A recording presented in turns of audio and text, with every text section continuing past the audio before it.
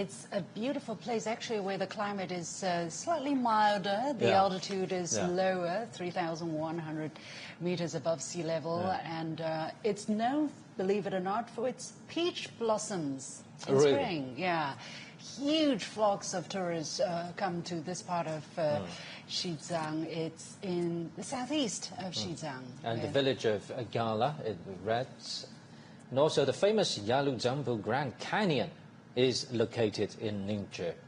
Right, there's the Grand Canyon where the Yalongzambu River makes a huge turn. Actually, what's on the lips of everybody these days is this huge hydropower project at the lower reaches of the Yalongzambu River, which was just unveiled in July this year. And due to more favorable natural conditions, Nyingchi now focuses on development of its key industries, including tourism, agriculture, and clean energy industries. And again, we're looking at the very special local costumes from that area, from Nyingchi. Very beautiful indeed, very different style, right? More feminine, more... And the theme colour of their outfits are very different from region to region. Yeah. So next time you see these costumes, they're from Nyingchi. Right. They're not from Shannan. Just now, the style was very majestic. And the drum drums and everything. Softer. Yeah. In line with the climate, probably. I was actually in Nyingchi, and I was so astonished how comfortable, how pleasant that Probably place the average, felt, the average altitude there is somewhere around 2,000 meters above sea level, so obviously more favorable to people from lower altitudes to travel there, enjoy the really, really beautiful natural scenery there. Yeah. And a lot of green spaces, Yeah. Can you imagine? Yeah. All year round. All year round. Yeah. I couldn't believe my eyes. But next to all of that is beautiful, excellent infrastructure. I couldn't believe the roads I was driving on, I was traveling on, including the train I was taking from Lhasa to Nyingchi. Top-notch, state-of-the-art. Right. How long does it take now from Lhasa to Nyingchi? From Lhasa, just, I think, 2-3 hours. It's not a bullet train, but it's a very high-quality train. Let's take a look at their performance.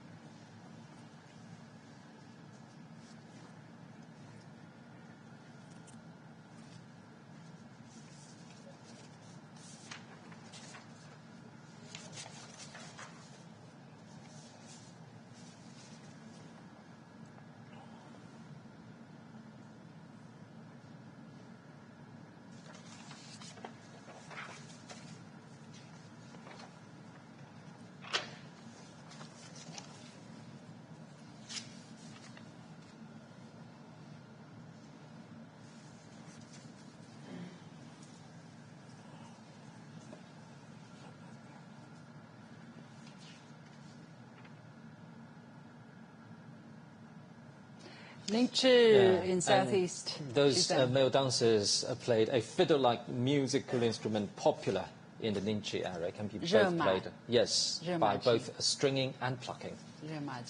Okay. Now here comes the float of Qamdo and the formation that follows.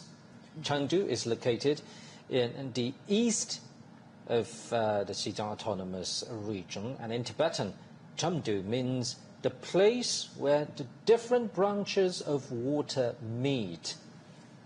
Indeed, Eastern Gateway of Tibet, of Xizang. And the three parallel rivers in Qamdo, namely Jingsha River, Lancang River, and Nujiang River, is a national scenic area and World Natural Heritage.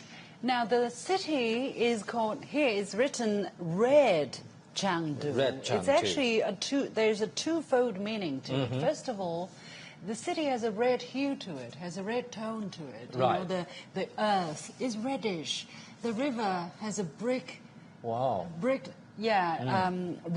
tone to it. But on the other hand, historically, this is also where the first national flag was raised. In Xizang.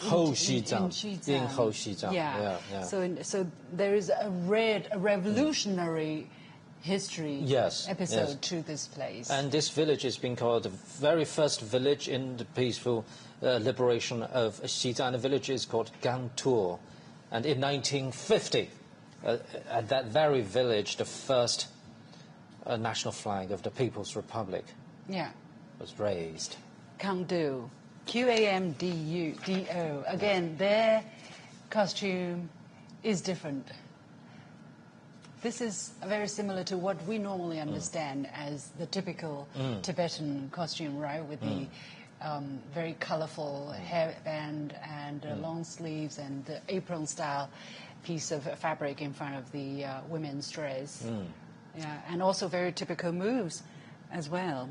Again, Qamdo is a place with rich resources, with copper, with black waters, metal, and forest, and the city is also striving on clean energy. That's right, and this is a perfect place to demonstrate the concept and guiding principle of lucid waters and lush mountains are invaluable assets. The concept is raised by Xi Jinping 20 years ago when he was working in East China's Zhejiang province. And for Xizang and also for Qamdo, ecological protection remains a key priority.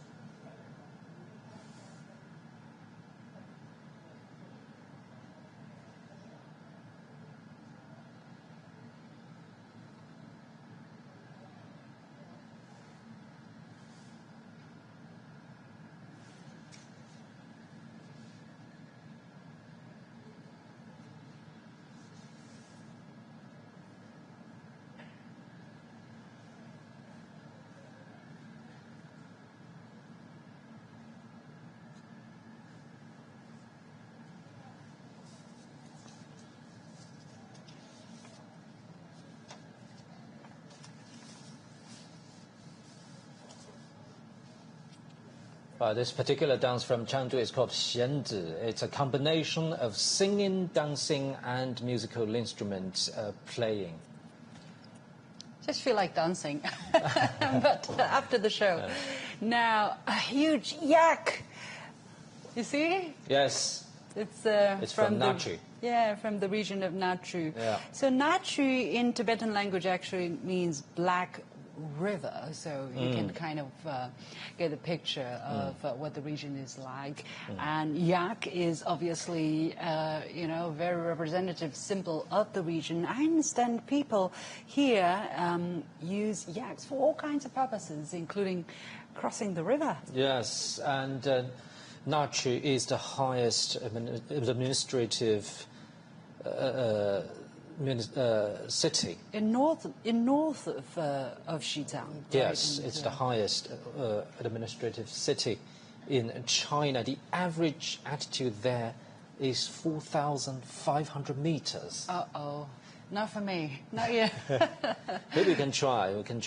And also on that float, we have the image of King Gitsa.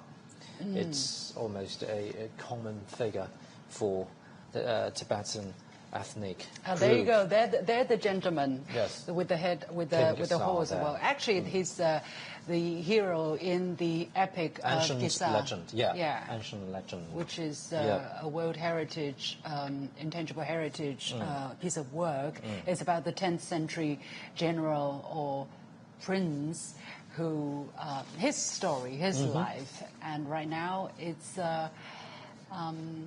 kind of a well-protected art and skill for people to recite and perform the Gitsa, right, which is extremely long. I heard 20 million characters, 170 texts, and people just have to kind of speak it out as if they don't have to memorize with any effort.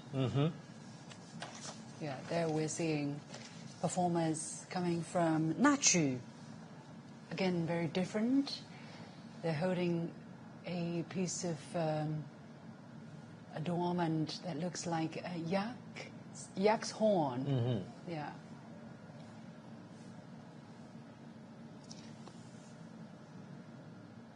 And the dancing format here is commonly known as gozhong.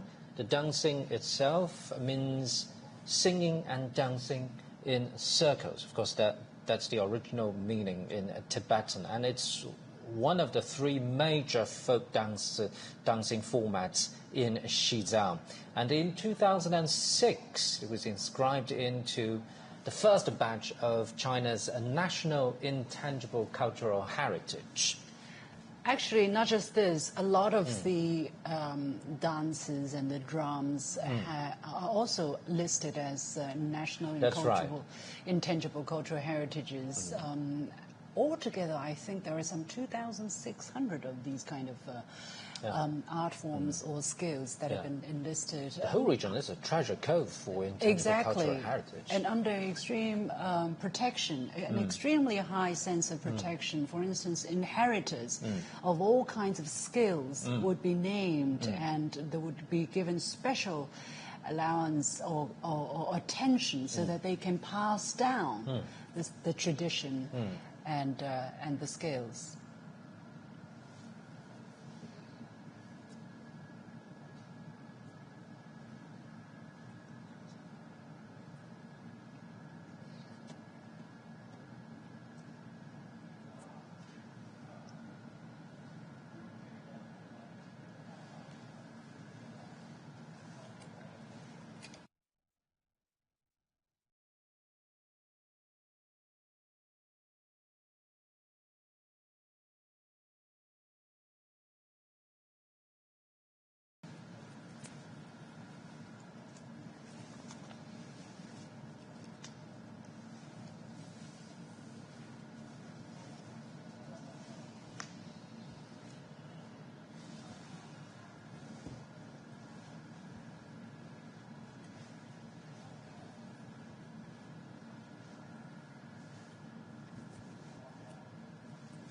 We just need to remind our viewers that even the costumes of the performers are part of China's national intangible cultural heritage. They call it Ando and Baja. Now, here comes the float of Ali. Or Nari, as you call it in Tibetan. Yes, and also to the west, formation.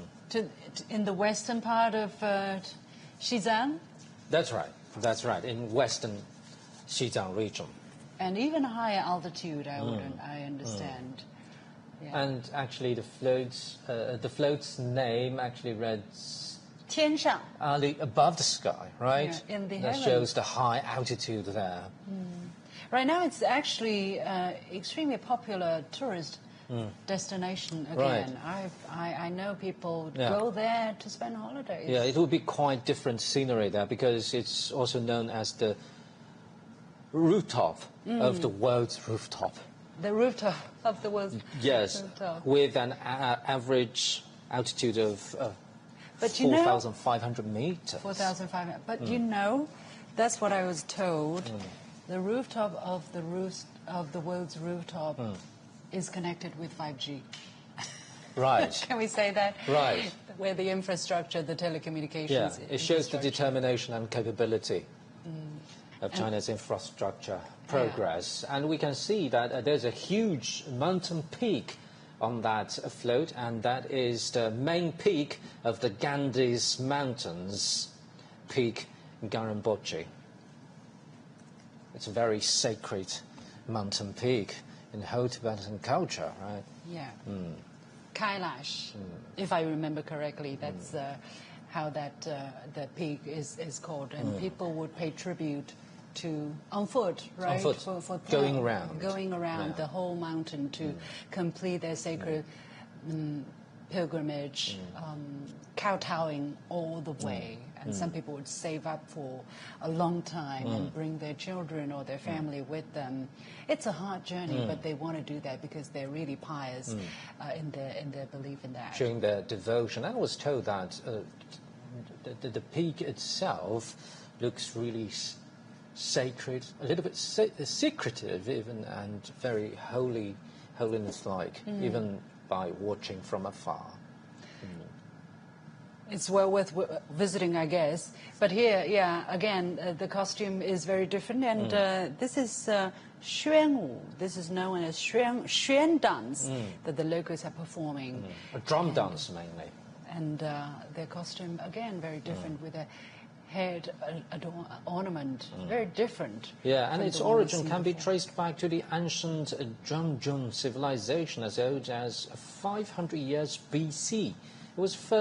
It was further developed during the ancient Guga kingdom in the 10th century. And from the murals of a very ancient chapel, we can find depiction of the xuan dance.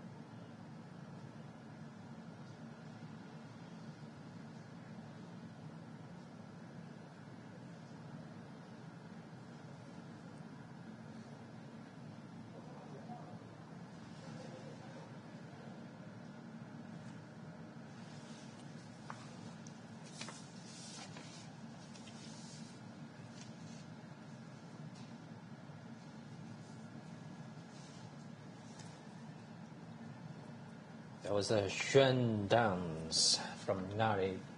Yeah. Again, in Xizang. Great diversity even among the ethnic Tibetan groups, right? That's right. Even within the Tibetan culture, you see such a great variety. That's why unity is so important. That's right. Because without unity, you just simply don't have anything. Yeah. And there we're seeing the very last float, which is forging ahead to the future. Forging ahead to the future.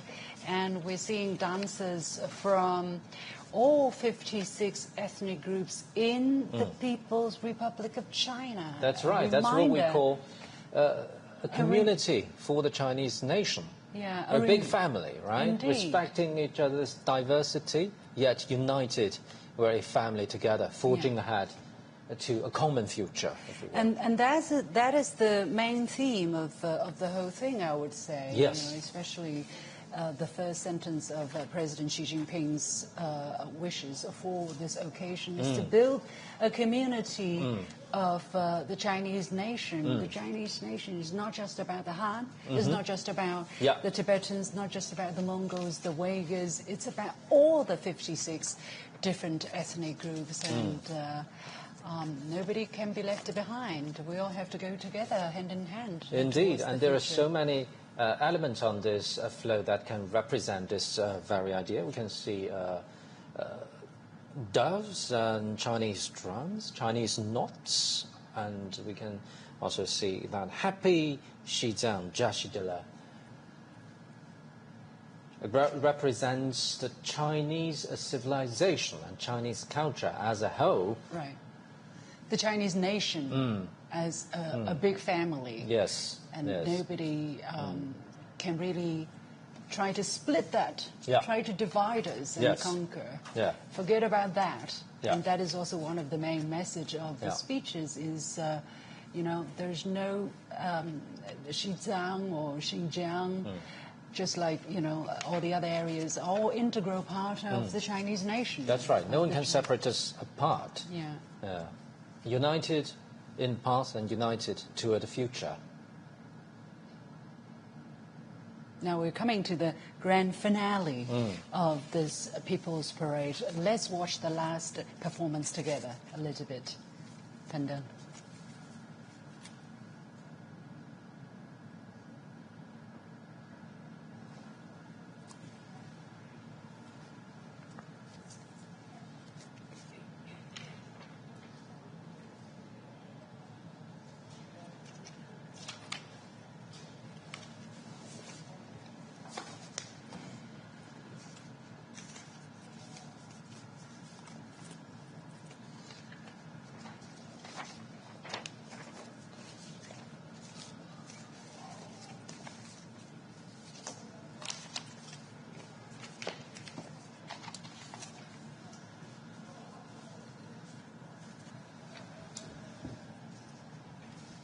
会影到这个年龄。但他们很多人学的，他就。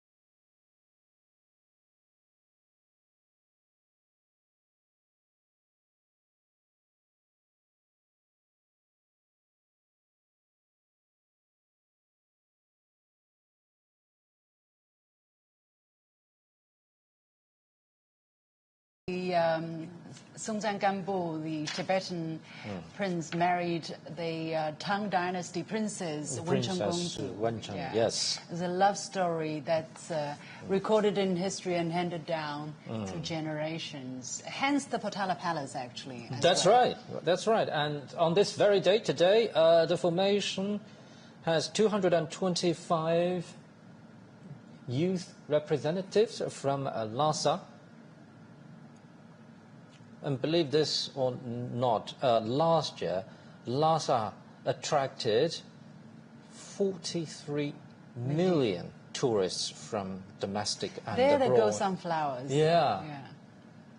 In full I can bloom, imagine. Huh? Yeah, I can imagine. I mean, 43 million visits from home and abroad, right. Because there is a lot. Let's listen in a little bit. Yeah.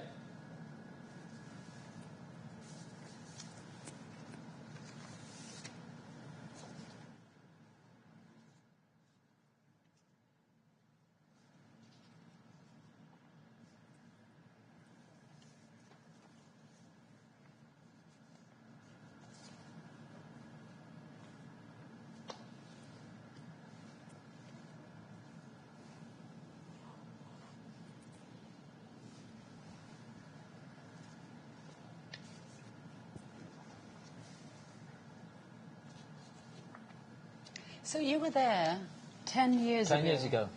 I would say the atmosphere is equally festive. Electrifying. But I believe this year people would have more joy and maybe even a little bit sense of surprise because Chinese President Xi Jinping is leading the central government delegation this time. This is the very first time that the chairman, that the president of China attends the celebrations. There is seeing President Xi waving back to the performers. That's right. And those performers are holding umbrellas decorated as the gasang flowers. As we just mentioned, the word actually gasang means happiness in Tibetan. And these flowers represent local people's aspiration for a better life. Now here comes the float and the formation of Shigatse. Yeah, it's to the west of Lhasa, to the southwest of Lhasa, about 250 kilometers away, I understand. The second largest city in the region? City, and, well, where the mountain climbers love to go. Oh, really? Have you got a chance to visit Shigatse during your recent trip? Unfortunately not. No? Right, Unfortunately. I would love one day to go there. You see Mount Kumulangma being the caricature there. Yeah, because one of the key elements there, huh? Yeah, that's why I say mountain climbers will flock there, because if they want to scale the Mount Everest or the Kumulangma, there you go. But it is being given the keyword open. Open. That's It is right. open. It's a gateway to the south, to the South Asian neighbors, let's say, of China. Right. And again, you're seeing different kinds of traditional costumes. Yes. And it borders Nepal, the region Shigatse borders Nepal, the Kingdom Bhutan, and India. The average altitude of Shigatse is over 4,000 meters, really, really high. That's the average. That's just the imagine average. the Have you true ever tried? altitude. Have you? No, it's on my bucket list, I would say. I've been to Lhasa and Nyingchi. Yeah. Lhasa and Nyingchi are actually relatively lower in terms of altitude. Yeah, relatively, yes. 500, 3,010, 100. But here it's 4,000, so it's tougher. And they're out of we can see doing a different obviously dance. the costumes and dancing formats change a little bit from Lhasa's, right? Absolutely. And Shigatse has a population of nearly 800,000. The majority of Shigatse's population are Tibetan. In 2024, the region promoted the deep integration of rural revitalization and plateau-specific agriculture. It implemented over 460 projects with a total investment of over $400 million, and these efforts mark a distinctive path toward prosperity rooted in local strengths. Well, if people are fan to culture and arts, they would know. Okay, let's watch. Something is happening.